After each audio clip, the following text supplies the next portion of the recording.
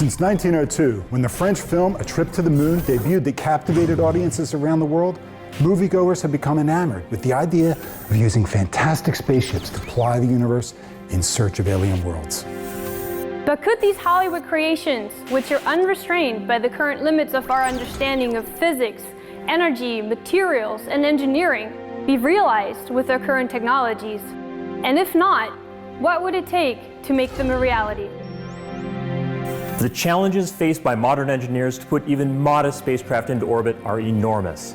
We are limited by the small velocities provided by chemical rockets, the complexity of building large structures in zero-G, and our current understanding of physics.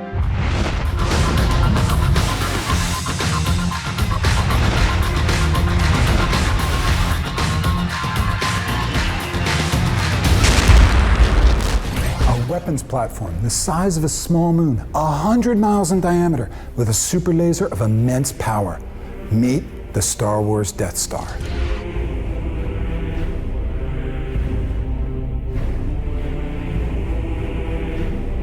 In 1983, George Lucas created Return of the Jedi, featuring one of the most ominous space-based weapons ever conceived, the Death Star II.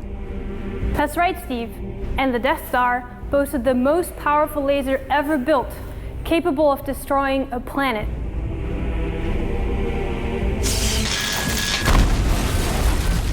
Ooh, that was brutal. Yikes. Our scale model is small, but the actual Death Star is enormous, 100 miles in diameter, the size of a small moon. We want to analyze 3 major engineering hurdles of the Death Star.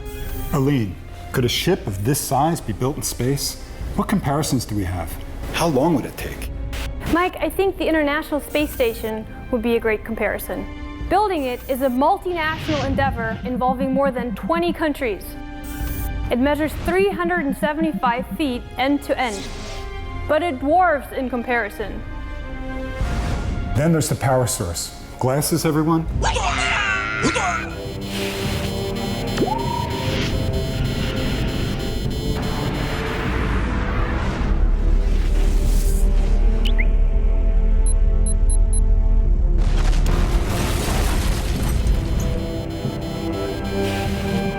Steve, according to the Star Wars dictionary, the reactor powering the laser is a hypermatter reactor.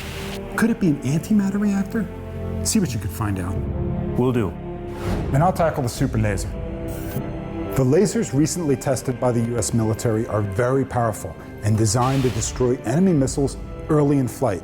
I calculated each burst emits enough energy to completely vaporize a 1-pound block of aluminum from 5 miles away.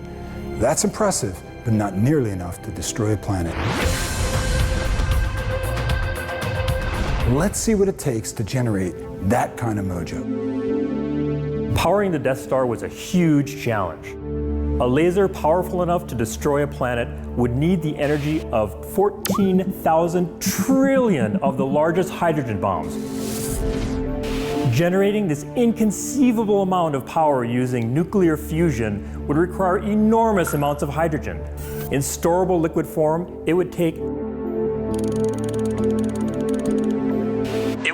61 billion supertankers to fill the hydrogen reservoir. The Death Star was built out of codanium steel. Using the current yearly steel production of about 1.5 billion tons on Earth, it would take more than 40,000 years to produce enough steel. Then, it would take more than 6 billion rocket launches and billions of spacewalks to complete just the hull of the Death Star. So it's obvious to us, building the Death Star is out of the question for our current technologies.